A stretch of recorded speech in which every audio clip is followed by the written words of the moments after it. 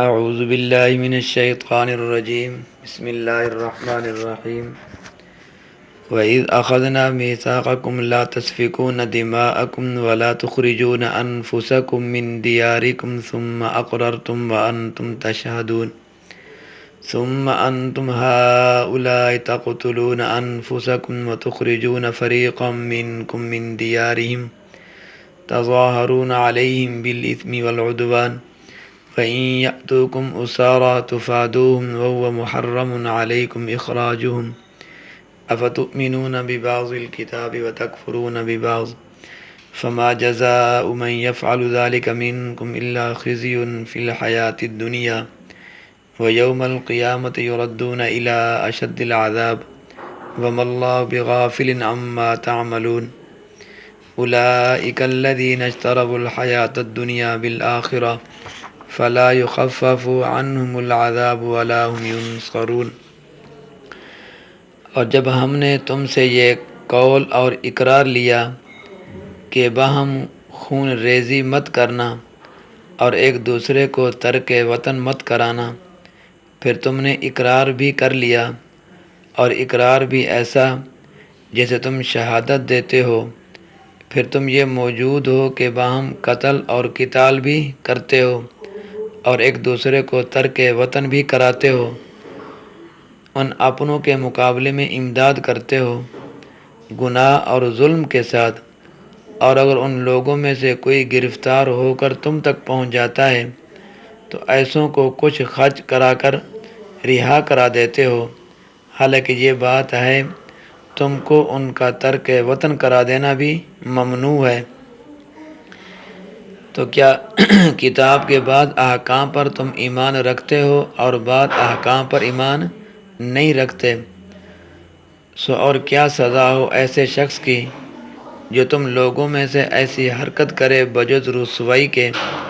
دنیاوی زندگانی میں اور روز قیامت کو بڑے سخت عذاب میں ڈال دیے جائیں گے، اور اللہ بے خبر نہیں ہے تمہارے اعمال سے۔ یہ وہ لوگ ہیں کہ انہوں نے دنیاوی زندگانی کو لے لیا ہے بعوض آخرت کے، سو نہ تو ان کی سزا میں تخفیف دی جائے گی اور نہ وہ مدد کیے جائیں گے۔ یہود کی کچھ عہد اور شکنی، یعنی بنی اسرائیل سے تورات میں یہ بھی عہد لیا گیا تھا کہ وہ آپس میں اتفاق سے رہیں اور خانہ جنگی سے اجتناب کریں، اپنے کسی بھائی کو گھر سے نہ نکالیں یا کسی کو آزار یعنی کسی کو تکلیف پہنچا کر ایسا تنگ نہ کریں کہ وہ ترک وطن پر مجبور ہو، اور نہ ہی کسی کو قتل کریں، مگر یہود نے ان دونوں مذکورہ عہدوں سے بھی عہد شکنی کی، جیسا کہ آگے بتایا گیا کہ ثم انتم ہؤلاء تقتلون انفسکم، پھر اس اقرار صحیح کے بعد تم جیسے ہو یہ آنکھوں کے سامنے موجود ہو کہ باہم قتل اور قتال بھی کرتے ہو، یعنی ان پر 3 حکم واجب تھے۔ اول یہ کہ قتل نہ کرنا، دوم یہ کہ وطن سے خارج نہ کرنا، سوم یہ کہ اپنی قوم میں سے کسی کو گرفتار اور اسیر دیکھیں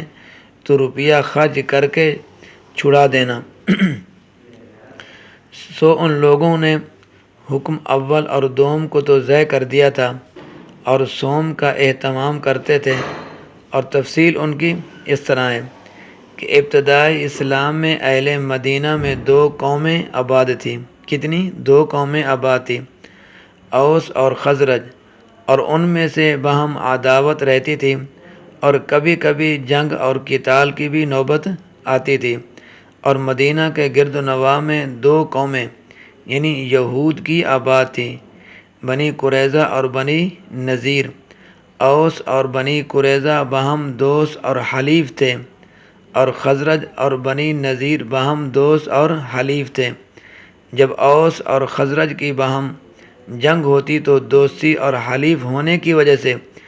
یہود بنی قریظہ تو اوس کے مددگار ہوتے اور یہود بنی نذیر خزرج کے حامی بنتے۔ تو جنگ اور قتال میں جہاں اوس اور خزرج مارے جاتے اور بے گھر ہوتے، ان کے دوستوں کو بھی یہ مصیبت پیش آتی۔ اور اس طرح یہود بنی قریظہ کے آدمیوں کے قتل اور اخراج میں بنی نذیر کا ضرور دخل ہوتا ہے، اور بنی نذیر کے بعد آدمیوں کے قتل اور اخراج میں بنی قریظہ کا دخل ضرور ہوتا ہے۔ البتہ یہود کی دونوں جماعتوں میں سے اگر کوئی جنگ میں اسیر اور قیدی ہو جاتا تو ہر جماعت اپنے دوستوں کو مال سے راضی کر کے اسیر کو کیا کرتے؟ رہائی دلاتے، اور جو کوئی پوچھتا تو کہتے کہ اسیر کو رہا کرا دینا ہم پر از روئے مذہب واجب ہے، اور اگر قتل اور اخراج کے معین بننے پر کوئی اعتراض کرتا تو یہ کہتے کیا کریں، اپنے دوستوں کا ساتھ نہ دینے سے عار آتی ہے۔ تو حق تعالیٰ نے اسی کو شکایت فرمائی ہے کہ اپنوں کے مقابلے میں امداد کرتے ہو، اور دوسروں کی ظلم اور گناہ کے ساتھ دوسروں سے مراد اوس اور خزرج ہیں کہ اوس بنی قریظہ کی موافقت میں بنی نذیر کے مخالف تھے، اور خزرج بنی نذیر کی موافقت میں بنی قریظہ کے مخالف تھے۔ اور گناہ اور ظلم، یہ دو لفظ لانے میں اشارہ ہو سکتا ہے کہ اس میں دو حق ضائع ہوتے ہیں۔ نمبر 1، حق اللہ یعنی اللہ تعالیٰ کا حق حکم الہی کی تعمیل نہ کی، اور حق العبد بھی کہ دوسرے کو تکلیف پہنچی۔ ایک طرف تو خدا کی نافرمانی کی کیونکہ اس نے اپنے بھائی بندوں کے قتل اور اخراج سے منع کیا ہے، اور دوسری طرف قتل اور اخراج کے ذریعے اپنے قومی بھائیوں پر ظلم کیا اور ان کی حق تلفی کی۔ چنانچہ یہود کی اس عہد شکنی پر شکایت اور ملامت کی جاتی ہے، اور یہود کو خطاب کر کے ارشاد ہوتا ہے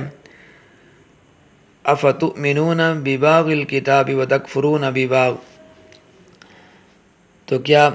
تورات کے بعد احکام پر تم ایمان رکھتے ہو اور بعد احکام پر ایمان نہیں رکھتے؟ یعنی فدیہ دے کر بھائی بندوں کو قید سے چھڑا لینا، تو تورات کے ایک حصے کو مان لیا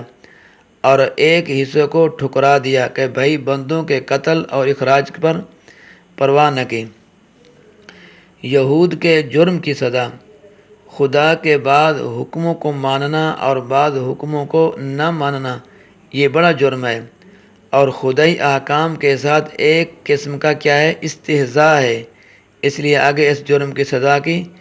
تصریح فرمائی جاتی ہے، اور ارشاد ہوتا ہے فما جزاء من يفعل ذلك منكم الا خزي في الحیاة الدنیا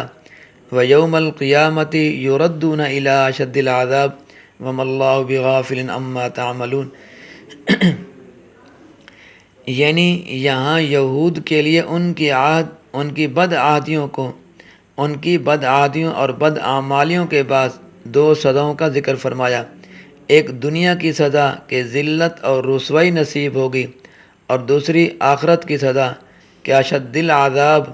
میں گرفتار کیا جائے گا۔ اشد العذاب سے مراد جہنم کا ابدی عذاب ہے، یعنی جہنم کے اندر ہمیشہ رہیں گے، اور وہ نہایت سخت اس لحاظ سے ہوگا وہ کبھی ختم نہ ہوگا، چونکہ دنیا کی سزا یعنی ذلت اور رسوائی کا وقوع یہود مدینہ کے لیے اس طرح ہوا کہ حضور صلی اللہ علیہ وسلم ہی کے وقت میں مسلمانوں کے ساتھ نقض عہد کرنے کے سبب یہود بنی نذیر کو ذلت اور خواری کے ساتھ جلا وطن کیا گیا، اور بنی قریظہ کے یہود مردوں کو قتل کیا گیا اور ان کی عورتوں اور بچوں کو غلام بنایا گیا، جیسا کہ ان واقعات کو سورۃ احزاب اور سورۃ حشر میں ذکر فرمایا گیا ہے۔ یہود کی بد اعمالیوں کی وجہ، یعنی یہود کے تمام جرائم، تمام بد اعمالیاں اور بد کرداریاں، خدائی احکام سے نافرمانی، اپنی کتاب پر نہ چلنا، اپنے رسول کا کہنا نہ ماننا وغیرہ وغیرہ، اس سب کی خاص وجہ یہی تھی کہ وہ دنیا کی زندگی کو سامنے رکھتے تھے، یعنی آخرت کی زندگی نہیں، دنیا کی زندگی کو سامنے رکھتے تھے اور آخرت کو پس پش ڈال دیتے تھے۔ جہاں دین اور دنیا کا مقابلہ پڑتا تو وہ دنیا کو ترجیح دیتے اور دین اور آخرت کی پرواہ نہ کرتے۔ قوم بنی اسرائیل کا یہ مرد ایسا تھا گویا یہ جڑ اور بنیاد تھی، یعنی ان کی ابتدا یہی تھی اور ان کی تمام بدعمالیوں کی، اور یہ مرد اتنا اہم ہے کہ اس کو قرآن پاک میں متعدد جگہ مختلف طریقوں سے بیان کیا گیا ہے، تاکہ یہ بات اچھی طرح سمجھ لی جائے کہ یہ مرد یعنی دنیا کو آخرت پر ترجیح دینا نہایتی مہلک ہے۔ اور اسی میں گرفتار ہو کر یہود نے کیا کیا؟ دنیا میں رسوائی اور ذلت کی سزا اور آخرت میں ابدی عذاب جہنم کی سزا مول لے لی، اور ان کے عذاب میں قطعاً کوئی تخفیف نہیں ہوگی، اور نہ مذکورہ عذاب سے بچانے کے لیے انہیں کسی طرف سے کسی قسم کی مدد پہنچے گی، نہ دولت دنیا کے ذریعے انہیں عذاب سے چھڑایا جا سکے گا، نہ ان کے اسلاف کی وجاہت اور بزرگی ان کے کام آ سکے گی، اور نہ ہی انہیں اپنے بزرگوں کی سفارش اور کارسازی سے نجات مل سکے گی۔ بس دعا کیجئے کہ اللہ تعالیٰ یہود کی اس خصلت سے کے بعد خدائی احکام کو ماننا اور بعض کو نہ ماننا امت مسلمہ کو کامل طور پر بچائیں، اور ہم نے کلمہ لا الہ الا اللہ محمد رسول اللہ پڑھ کر جو عہد کر لیا ہے اس کے ایفائے اور ادائیگی حقوق کی توفیق عطا فرمائیں۔ آپس کی خون ریزی اور ایک دوسرے پر ظلم اور ستم جس پر یہود کو آخرت اور دنیا میں سزا کی وعید سنائی گئی، اللہ تعالیٰ امت مسلمہ کو ان جرائم سے بچنے کی توفیق عطا فرمائے، آمین۔ اللہ تبارک و تعالیٰ میرا اور آپ کا حامی و ناصر ہو۔